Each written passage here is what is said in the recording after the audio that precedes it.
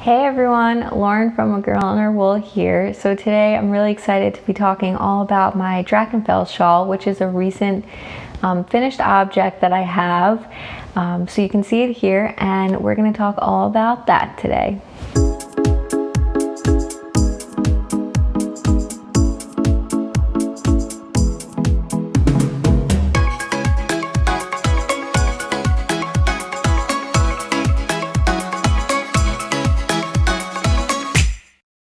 So today, like I said, we're going to be talking about my Drachenfels Shawl. So the Drachenfels Shawl is a pattern by Melanie Berg. It's a 3-color triangular shaped shawl that's all garter stitch for the most part. There is some slip stitches, and it was a very popular pattern. You probably have all seen, heard, or have knit it yourself before. So I knit this out of Suburban Stitcher yarn. It's the single ply base, and I knit it in, it's a single ply base, which you probably can kind of see. So I knit it in 3 colors that I don't even know if she's dyeing anymore. I've had this yarn for years. So the 3 colors that I used are Darkest Hour, which is a tonal navy blue. I used Clementine. There's no like section with it, but it's the coral in there. So Clementine, which is a tonal coral. And then Sweet Adeline, which is a cream color, but it has speckles of the coral in it. So it kind of blends in pretty well with Clementine. Like I said, I've had this yarn in my stash for a while, a few years. I bought it from Suburban Stitcher with plans to use these 3 colors together in a shawl. I certainly love knitting shawls out of single ply yarn, and I love coral. Coral is probably my favorite color. So definitely had to grab that when I saw that in her shop. I love coral and navy together, so I paired that, and then the Sweet Adeline color, because it went so well with the coral. Again, I just thought those 3 would pair so well together. I originally bought it to make a different pattern, and I don't even remember which pattern it was, but I did plan to knit a different shawl out of it. And again, this has just been sitting around for years at this point. I did have plans for this year to kind of, at least use some of every skein in my stash. I don't have a large stash, and you may or may not know, I have my own hand-dyed yarn business now, A Girl and Her Wool.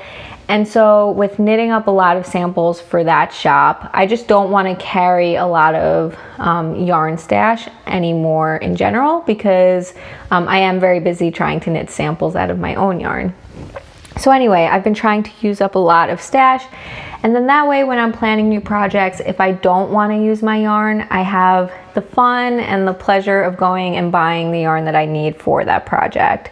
So again, I love single ply yarn for shawls. In general, I love garter stitch shawls. I find that when it's cold outside, that's what I gravitate towards.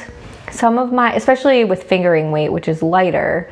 So I find with some of my like stockinette based shawls, those end up just kind of being worn as like accessories, or just around the house as part of my outfit.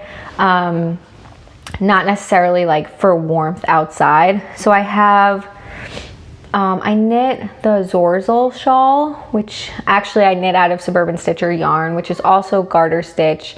If you haven't seen that, definitely check it out. It's a crescent shaped shawl that has short rows and striping. So it's just like, it's garter stitch going back and forth, but between the short rows and the striping, it makes it go really quick. I knit that shawl. I had a work trip out to California maybe like 1.5 years, almost 2 years ago, and got most of it done on the airplane ride. So that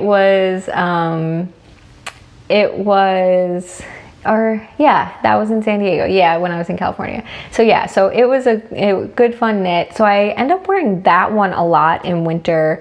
And I have a brioche shawl, the Winter's Eve shawl, that is, again, it's brioche and garter stitch, and it is just so squishy and comfy, and it's just really warm. So Actually, that brioche shawl, I bought that yarn as souvenir yarn from California, so that's kind of funny. But anyway, so I decided I wanted to do a garter stitch shawl. I cast this on in March, so mid-March, so right when this pandemic kind of stay-home order started, so after my company sent us all home.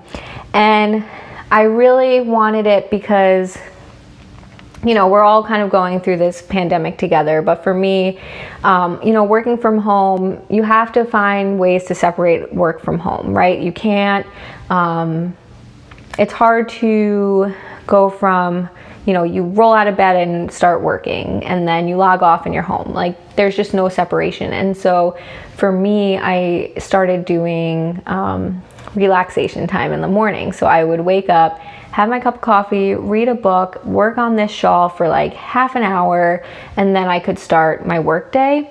And that just like really helped me in the morning. I found it like extremely stressful if I like woke up and logged in right away. So that's what this shawl kind of became. It became that morning relaxation. I had no goals for when I wanted it done. I just worked on it as I could, and it got done. So it took just under 4 months to do it, and fun garter stitch the whole way. So there are some slip stitches as well though. Otherwise it's basic 95% garter stitch. It is a big shawl. It's a 3 skein shawl, and I used up pretty much all of the yarn. So for the coral and the navy, I used like, one of them I used 88 grams and one of them I used 80 grams. So most of the skeins. And then for this lighter color, I used up all of it. So this is the end of the shawl. And so when you're working on this garter section, that is just that third color, the pattern tells you how many rows to do, but it also tells you, or knit, you know, until you have this many grams left, which is how much you need for the border. And so for me, I actually coincidentally got to when I was at that number of rows that the pattern called for, I had the right number of grams left. So I did use up all of that light color. I will say I also knit this not in the same color order that the pattern tells you to knit it in. So I went from darkest to lightest. So you cast on at one end. So I cast on with the darkest color. But then the second color that I added to it is actually my middle color in terms of tone. And then the third color is my lightest. And the pattern actually would have had you do the dark and the light together, and then here would be the medium and the light. I'm okay with that. I think, you know, my dark color is just so much darker than the other two that it worked out okay. If you have, you know, 3 colors that are maybe closer in tone, maybe you want that higher contrast, but for me it worked out. I love the navy and the coral together. I think it just works so beautifully that I'm glad that I missed that detail. And then for the part down here, it wouldn't have mattered. And then this striping would have been in the coral, which would have looked beautiful too, but I'm totally fine with how it looks. So yeah, so that is that shawl. Again, it's a triangular shaped shawl. You knit it, again, starting on the one tip, and it just grows every single, you know, it just grows throughout. You don't do any decreases, you only do increases. And then the last edge here, you do an I-cord bind off across the whole thing. So that's that shawl. I would definitely 100% knit it again, especially if I wanted it for a shop sample with my own yarn to show off a 3-color combination. Again, it was fun. The striping, the sections, it all went very quickly. I know it took me almost 4 months to knit, but again, I never really sat down and worked on it a lot. It was really that few minutes in the morning, and then I think maybe I started taking it on card trips recently just because I didn't really have another project that I could grab and go with. But I'm sure a lot of you have knit on this pattern before. If you haven't, check it out. Garter stitch shawls, in my mind, nothing beats them. In general, I don't have too much sock mojo right now, so while I think it works the same way, a vanilla sock, a garter stitch shawl, those are such great grab and go, don't want to think about your knitting, but you just want to knit type of projects. So that is it for that shawl.